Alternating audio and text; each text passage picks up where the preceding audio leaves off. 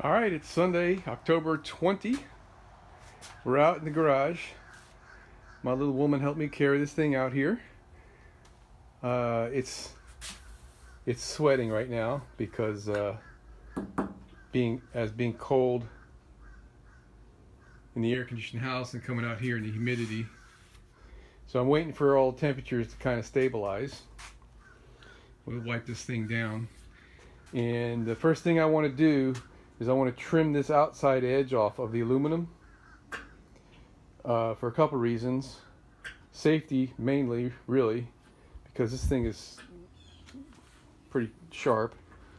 And secondly, if I don't want to run the risk of hitting this and possibly breaking my bond here.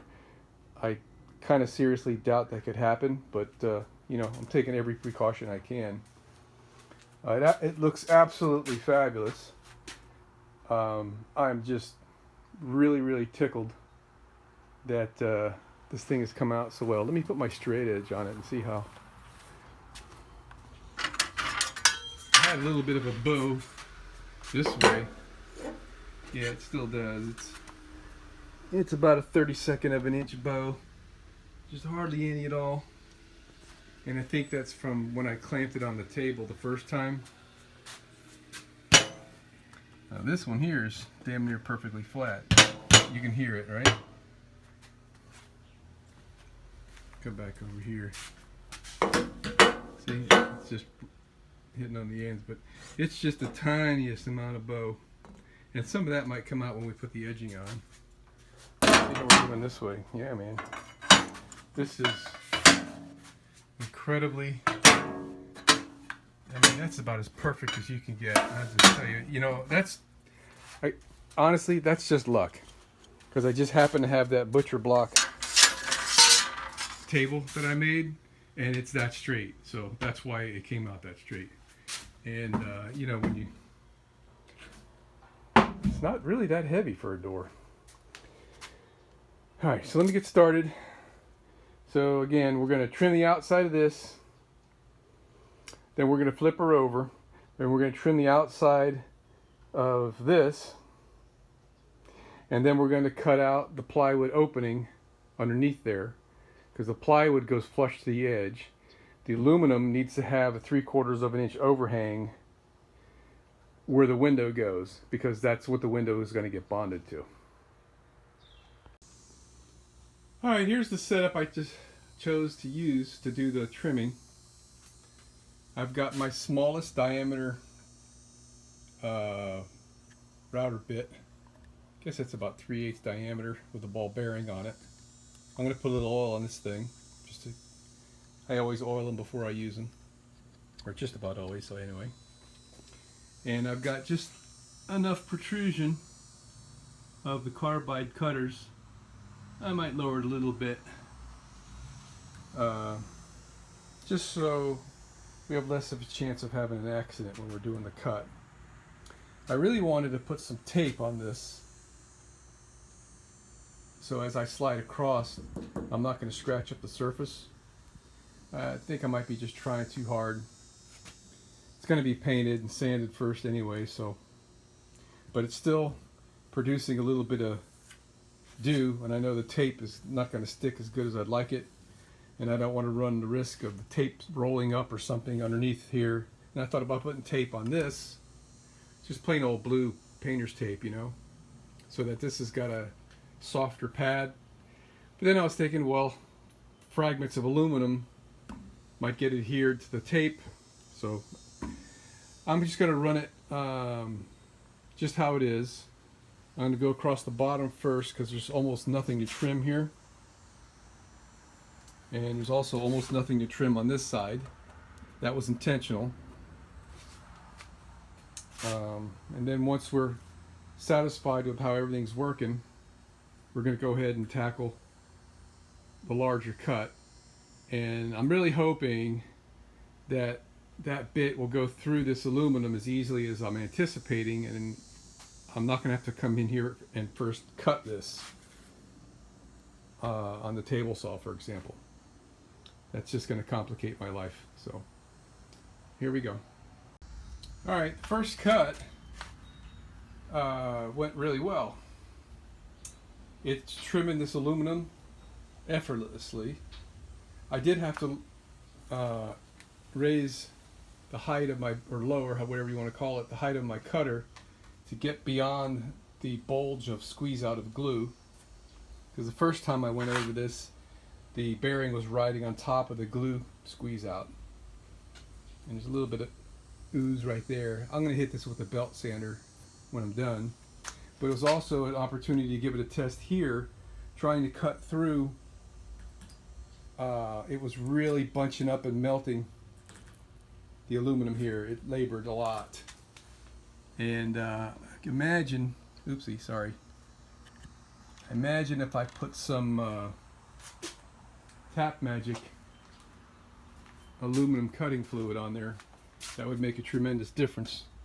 And that's exactly why I have this stuff. If you haven't heard of it, you can get it on Amazon. It is absolutely amazing how well this helps to cut aluminum. Absolutely amazing. I cut the 3/8 inch thick aluminum step on my table saw with a regular carbide tooth wood cutting blade, and using that, it went through it almost completely like a piece of wood, although I did sneak up on it a 1/16 of an inch or so at a time, cutting through maybe an 1/8 of an inch, and using multiple passes just to be on the safe side, because if you're doing aluminum cutting and it starts to melt like this started to, the blade can grab, and on a table saw with a 2 horsepower motor, it can kick back at you pretty hard, and if you don't get hurt, it can mess up your work. So anyway, right now my preference would be to cut this off with the table saw and get, you know, like within an 1/8 of an inch or so. So that's going to be a whole setup. I'm going to have to, you know what I'm going to do? I think what I'll do, this only has an 1/8 of an inch on it all the way up. I'm going to cut that side first, flip it over, and then trim the wood so I'll have a nice clean side over here.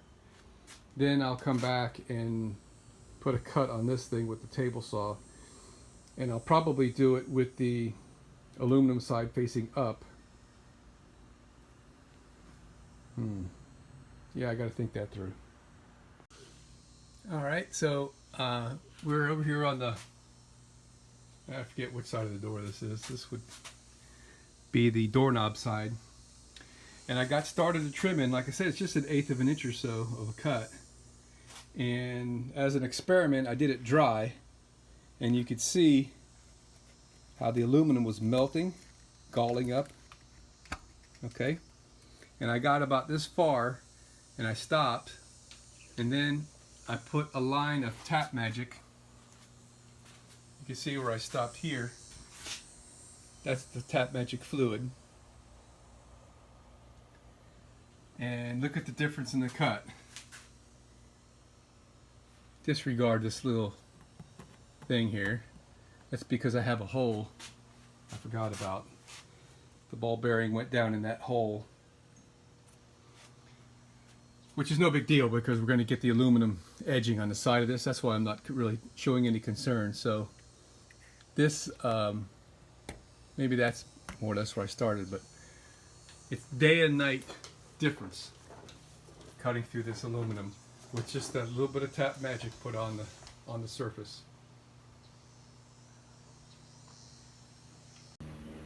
Alright, so I thought I would give it a test cut using the Tap Magic, and it's still galling up a little bit, but it's going through perfectly fine. Got no concern with it whatsoever. Without the Tap Magic, I would not have done it. So there's my swarf. And there's my old man socks. It's the first time I'm doing this, guys. I'm not trying to look classy, but my feet have been hurting when I stand up in the garage all day. So we're going to give that a try and see if that makes a difference. Anyway, so we're going to continue a line of the Tap Magic like this. all the way down the edge and across the top, and I think we're going to have a great day with this thing. Well, I got about halfway up the door, and this happened. It just stopped cutting, so I pull out, and you see how it all melted? I think what happened is the bit got warm enough to where it just crossed the threshold, and there's a little piece, I don't know if you can, a little piece of aluminum is stuck on the carbide there. So I'm gonna clean up everything, blow all this off with air, give this a couple of minutes to cool off. That's about as long as I can keep my hand on it. So then we'll finish it. It's raining.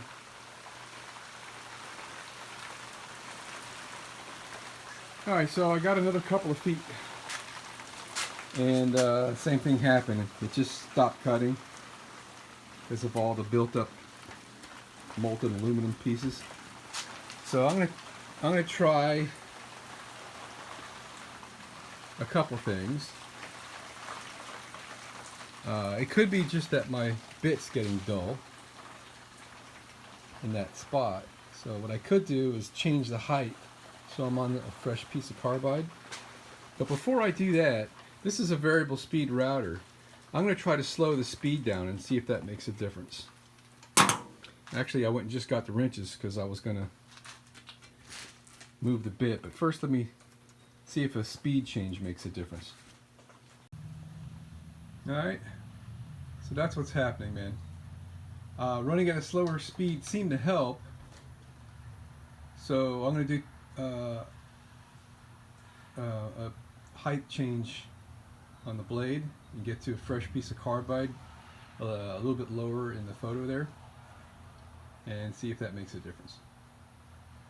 But you got to remember, this is a wood cutting carbide router bit, and we're cutting aluminum with it, so we're giving it hell.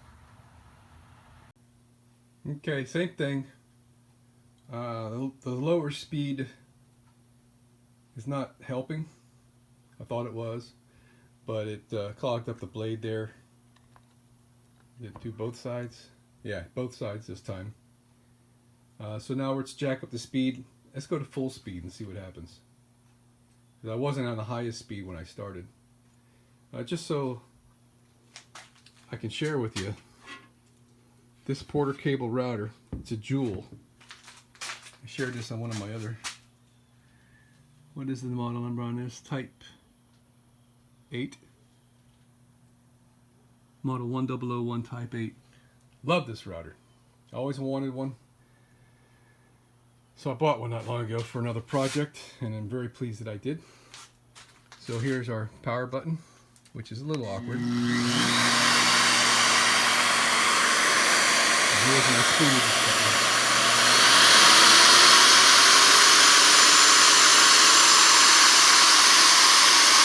Okay, I proved without a doubt it's the temperature of the bit that's making the biggest difference. I used my compressed air and blew on the bit really hard for about a minute and cooled it way down, and I was able to get through this whole last piece. So, and the other thing I tried doing too is I increased the force that I was using and moved a little bit quicker, and that seemed to help. So you gotta just try different things, different feed speed, different tool speed. Make sure your bits are sharp. Temperature, it all makes a difference.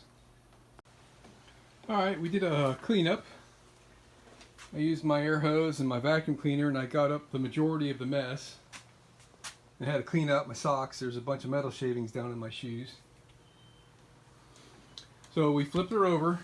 And I didn't mention this earlier, but I'm using an old piece of foam insulation here as something to put the door on so it won't slide around so much and to not damage the surfaces.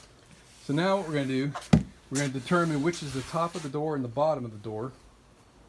So this is the side with the oak, so we know that's the hinge side. And if we look along the side here, these holes are where the cross piece goes that supports the glass. So everything on this side is coming out, and everything on this side stays, and that's the side that's got the insulation that you can tell the difference. So my first step, I'm going to drill a 1/2 inch hole in this near the corner so I can put the router in, and I'll be able to cut the whole inside of the wood out, and we can also trim off the wood edge on here like we did with the aluminum, but this is going to go real easy, and hopefully the blade is I know it's not dull, so I'm not worried about it, or not dull enough to worry about. How about that? So we're going to clean up, blow all that stuff off, and we're going to give this a go. Alright, here's the big reveal. I've got it rough cut everywhere, all over, however you want to say that. So the only thing that I was not able to verify when I glued this aluminum to the door was I getting any good squeeze out inside this cavity that I can't see.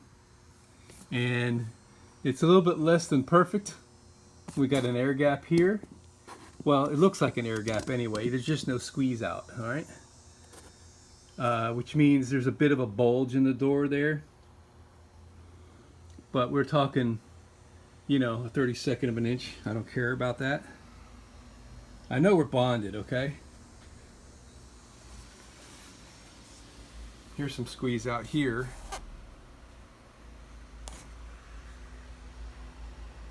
Which is good and bad, because it's good because I know we're fully bonded. There's some squeeze out here. You know, maybe I could have put a little bit more of the epoxy on there. So the bad news is I got to clean this out, because what we're going to do is we're going to be cutting this aluminum 3/4 of an inch away from here, and that's what we bond the glass to.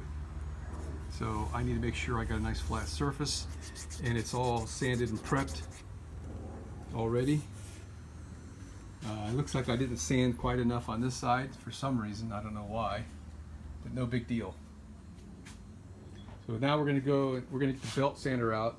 We're going to clean the outside edges, and I'll have to do this by hand. Maybe I'll go over it with the router again. And next thing I got to do is I got to get some 3/4 inch wood from somewhere and attach it to here or here. Then I could use the router to cut out this middle piece. And the trick is I want to have a large radius in these corners. So I'll be drilling a hole, most likely, to give myself that radius. And that's just for aesthetics. So it looks decent from the outside. I don't know what it's going to look like from the inside.